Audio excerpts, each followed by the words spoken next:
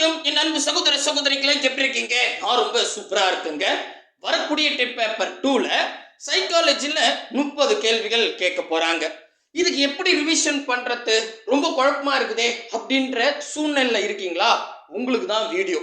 97 பேஜுக்கு 630 கேள்விகள், மிக மிக முக்கியமான கேள்விகள் உங்களுக்கு ஃப்ரீ பிடிஎஃபா கொடுத்துக்கிறேன். டவுன்லோட் பண்ணி இதை எல்லாத்தையும் ஒரு முறை படிச்சுட்டு போயிடுங்க. நிறைய கேள்விகள் டைரக்டாகவும் இன்டைரக்டாகவும் வரத்துக்கு நிறையவே வாய்ப்பு இருக்கு. ஏன் அவ்வளோ முக்கியமா இந்த 630 கேள்விகள் அப்படின்னு கேட்டிங்கன்னா, கண்டிப்பா ரொம்ப ரொம்ப முக்கியங்க. ஏன் அப்படின்னு பார்த்துடலாமா? முதல்ல நான் அதை பற்றி சொல்லிட்டு பிடிஎஃப் எப்படி டவுன்லோட் பண்ணணும்னு சொல்கிறேன். வளவலாம் சொல்லலை, சரிங்களா? அதாவது 2023ல் டெட் பேப்பர் 2 எக்ஸாம் நடந்துச்சு, கம்ப்யூட்டர் பேஸ்டு. இப்போ வந்து ஓஎம்ஆர் ஷீட் தான். அப்போ கொரோனா காலன்றதால டெட் பேப்பர் 1 டெட் பேப்பர் 2 எப்படி கொடுத்துருந்தாங்க, கம்ப்யூட்டர் பேஸ்டு, அதுவும் ஷிஃப்டிங் முறையில். அதாவது 3/2/2023 அன்னைக்கு ஸ்டார்ட் ஆச்சு. 14/2/2023 வரைக்கும் இது வந்து டெய்லியுமே காலையில் ஒரு எக்ஸாமு, மதியம் ஒரு எக்ஸாம், இந்த மாதிரி 11 நாள் 21 எக்ஸாம் நடந்துச்சுங்க. அதாவது 14ஆம் தேதி காலையில் மட்டும் நடந்துட்டு அதோடு முடிச்சுட்டாங்க. ஸோ ஒவ்வொரு எக்ஸாம்லேயும் சைக்காலஜியில் 30 கேள்விகள் கேட்குறாங்க. கரெக்டுங்களா? கரெக்ட். அப்போது நமக்கு மொத்தம் 21 எக்ஸாமு. ஒரு எக்ஸாமுக்கு 30 கேள்வின்னா நமக்கு எவ்வளோ ஆயிடுது? 630 கேள்வி ஆயிடுது. இந்த 630 கேள்வியும் வித் ஆன்சரோடு தான் இந்த பிடிஎஃப் ரெடி பண்ணியிருக்கோம். சூப்பர் இல்லை?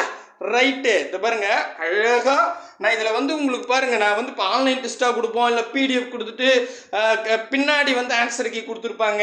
நம்ம என்ன பண்ணியிருக்கோம்னா, இந்த கொஷின் படிக்கிறீங்களா, பக்கத்துலேயே ஆன்சர் கொடுத்து வச்சுருக்கோம், சரிங்களா?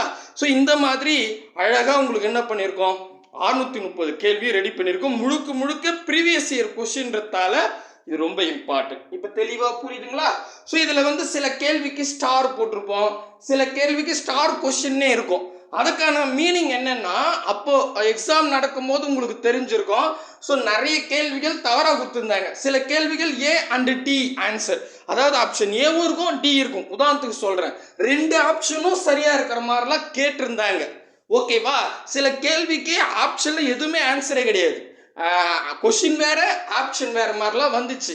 ஓகேங்களா? ஏன்னா டெய்லி 2 எக்ஸாம் நடத்துறதால அவங்களுக்கும் கொஞ்சம் கன்ஃபியூஷன் ஆகிருக்கலாம், அதனால கொஞ்சம் தவறுகள் நடந்துச்சு. பட் நம்ம அதை பற்றி பேசலை. அந்த மாதிரி கேள்விகளுக்கெல்லாம் நாங்கள் ஆன்சர் ஸ்டார்னு கொடுத்துட்ருப்போம். ஒருவேளை அந்த கொஷினே தப்புனா அந்த கொஷினே நாங்கள் கொடுத்துருக்க மாட்டோம், சரிங்களா? அதனால நீங்கள் என்ன பண்ணுறது, என்னப்பா அதில் கொஷின் காணும், இதில் என்ன ஆன்சர் காணும்னு சொல்லாதீங்க.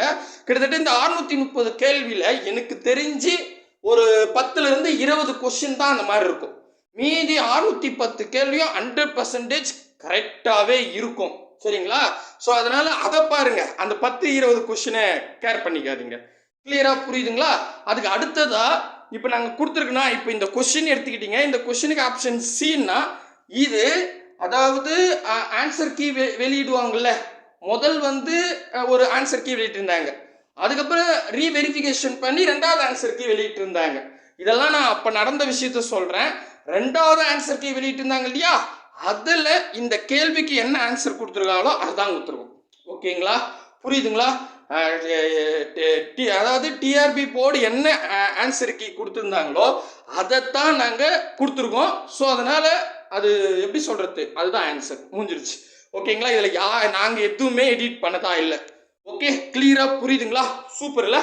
கண்டிப்பாக இந்த 630 கொஷின் பார்த்துட்டு போங்க. இன்டைரக்டாவோ டைரக்டாவோ நிறைய கேள்விகள் கேட்க வாய்ப்புகள் இருக்குது. ஏன்னா இப்போ பொது தமிழ் எடுத்துக்கிட்டீங்கன்னு வச்சுங்களேன், அதில் கூட பாருங்க, கிட்டத்தட்ட 630 கேள்வி கேட்டிருந்தாங்க தமிழில், பொது தமிழில். ஸோ இந்த 630 கேள்வியும் புது புக்லேயே இருந்துச்சு. 6th-லேருந்து 10th 12th வரைக்கும் கேட்டிருந்தாங்க.